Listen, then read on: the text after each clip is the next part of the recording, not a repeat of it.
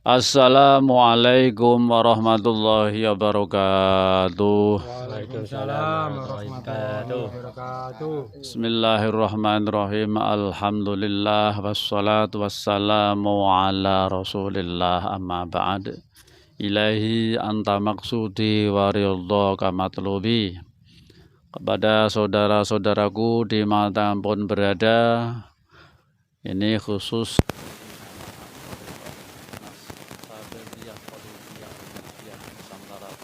Alhamdulillah ini ada di Surau Jepara yang bertempat di Desa Ngiling, Pecangaan Jepara.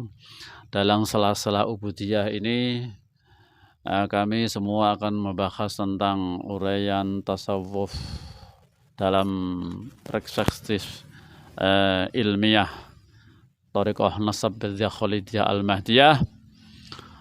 Dalam kesempatan ini kami akan menjelaskan tentang pentingnya mengenal Tuhan.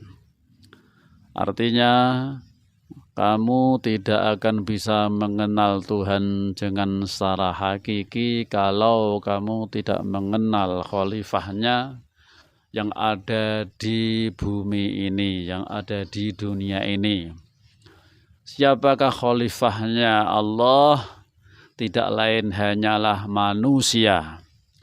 Sejak dulu Allah Ta'ala sudah menunjuk bahwa manusia akan dijadikan khalifah di bumi ini oleh Allah Subhanahu wa Ta'ala.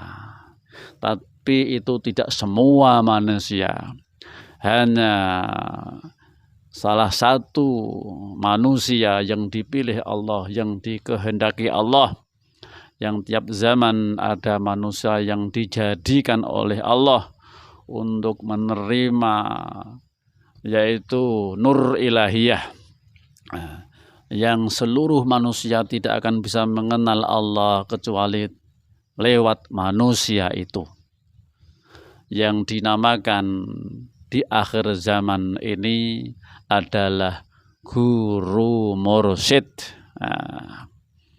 Guru mursyid adalah khalifah Allah, khalifah Rasulullah yang ada di setiap zaman. May yahdillahu fahuwal muhtad wa may yudlil falan tajida lahu waliyyan mursyida. Siapapun yang dikehendaki Allah mendapat petunjuk, maka dialah, orang itulah yang ditunjui Allah.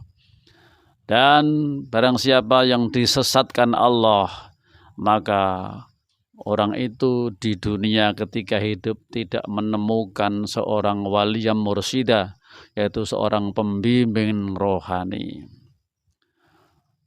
Telah saya uraikan, saya gembar-gemborkan ke seluruh dunia bahwa orang itu tidak akan bisa mengenal Tuhan dengan sendirinya tanpa lewat seorang manusia waliyyan mursyida yang menjadi khalifah Allah dan Rasulullah.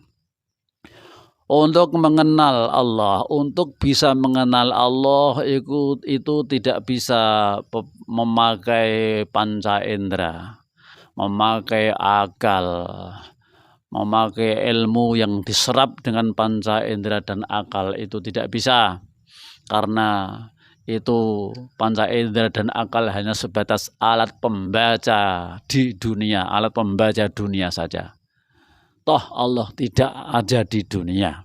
Nah, artinya untuk bisa mengenal Allah tidak bisa pakai baca membaca, pemahaman kitab, urian-urian tentang ilmu-ilmu yang dari kitab, apal-apalan, dari pidato-pidato. Itu tidak bisa ilmu itu untuk mengenal Tuhan. Untuk mengenal Tuhan harus pakai roh yang diaktifkan, yang dibaiat oleh guru mursyid, yaitu untuk mengenal Tuhan harus pakai rohani.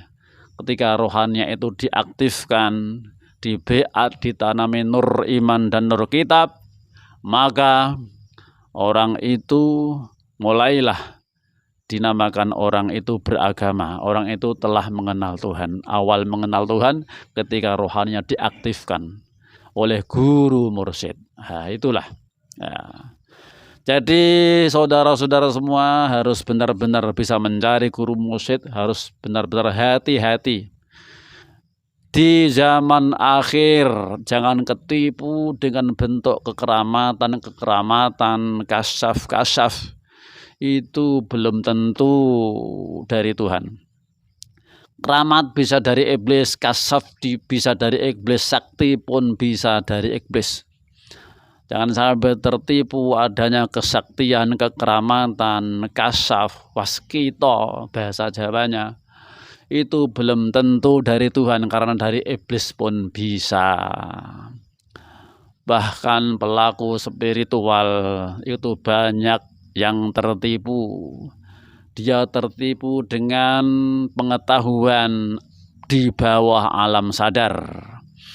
Di bawah alam sadar dengan amalan-amalan zahiriyah itu bisa menyerap pengetahuan di bawah alam sadar.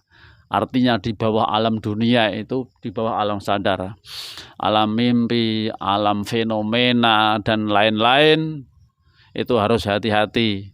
Itu jebakan, itu tidak ilmu untuk mengenal Tuhan. Untuk mengenal Tuhan itu ada di atas alam sadar, maha metafisik, maha yaitu segala-galanya di atas alam sadar, sehingga sang spiritual itu tidak bisa membaca. Artinya akalnya tidak bisa membaca fenomena yang ada. Dia hanya yang ada adalah dirinya. Nah, karena kalau dia sudah lebur, yang ada hanya dia sendiri, Allah Subhanahu wa Ta'ala. Dia tidak akan mendapatkan apa-apa. Itulah yang terjadi di zaman akhir. Banyak tipuan-tipuan iblis yang menjadi anak buahnya Dajjal itu tertipu di bawah alam sadar.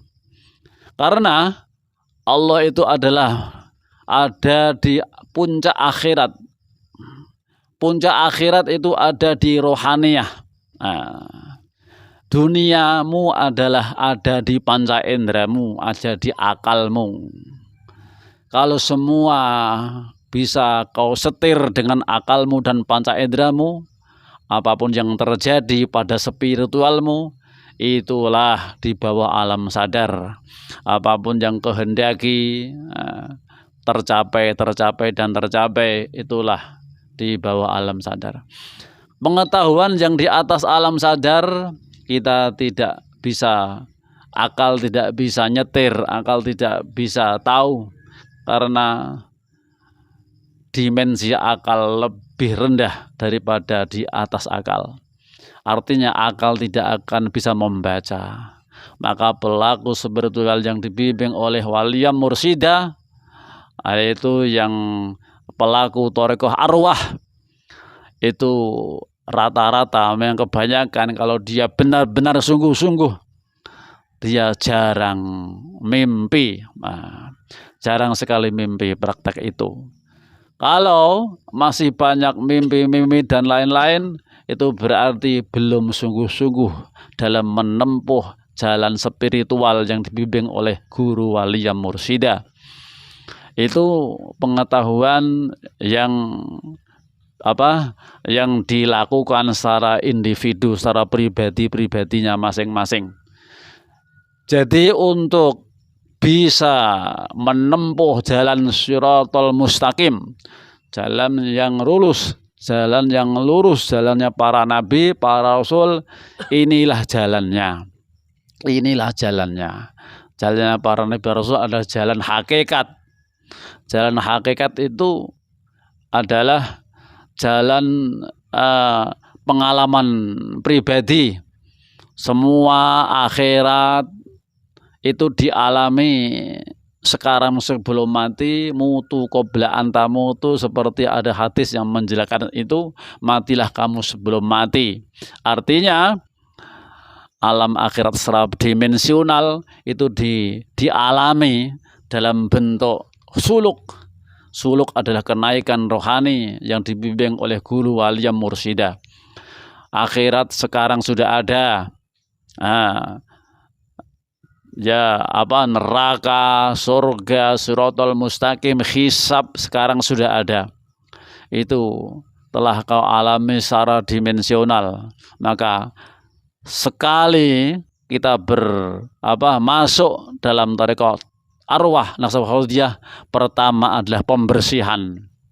Akan dibersihkan rohani kita dari dosa dan karma, dan itu bisa dirasakan. Kita akan mendapatkan sesuatu yang tidak enak dirasa menurut nafsu, karena itu dibersihkan itu memang sangat sakit dan sangat menyakitkan. Itulah sekilas pengalaman spiritual yang dibimbing oleh guru waliyam mursyida. Tidak hanya mencari enak-enak duniawi, enak-enak secara nafsu, itu tidak.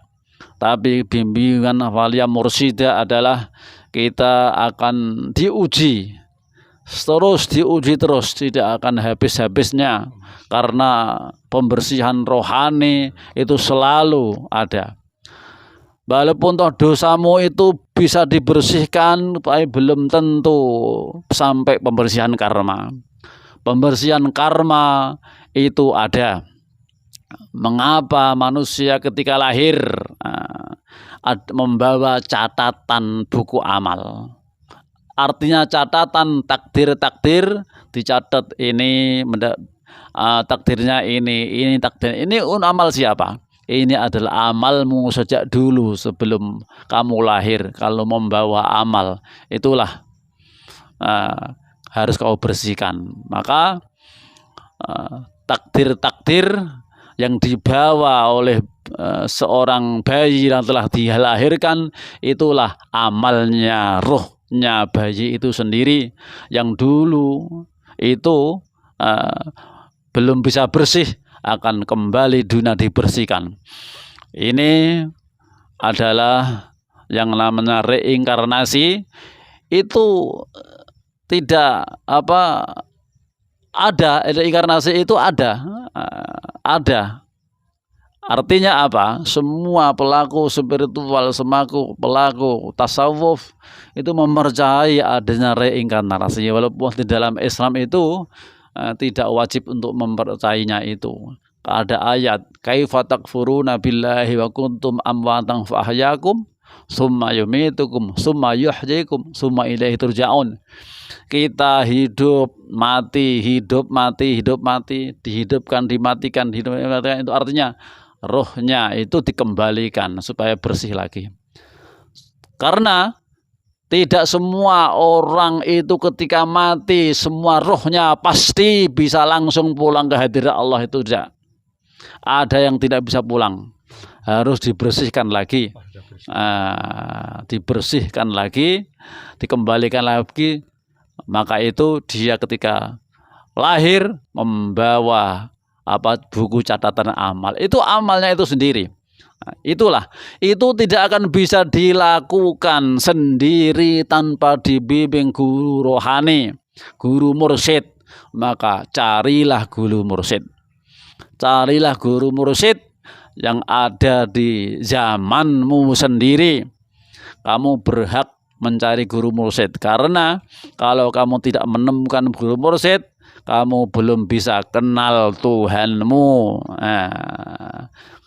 Jadi kamu harus mencari guru mursyid. Kalau gurumu kau anggap belum bisa mengenalkan pada Tuhan, kamu wajib mencari guru lagi. Itulah.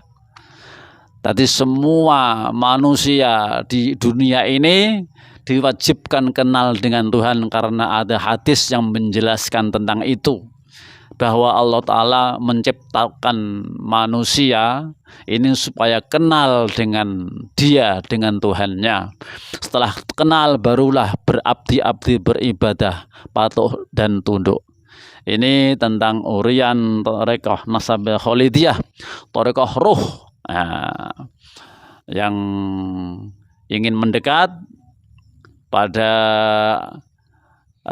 kajian kami Tarekat Naqsabandiyah Khoja Al-Mahdiyah bisa menghubungi kami dalam HP kami 085142632170 085142632170. Semoga bermanfaat.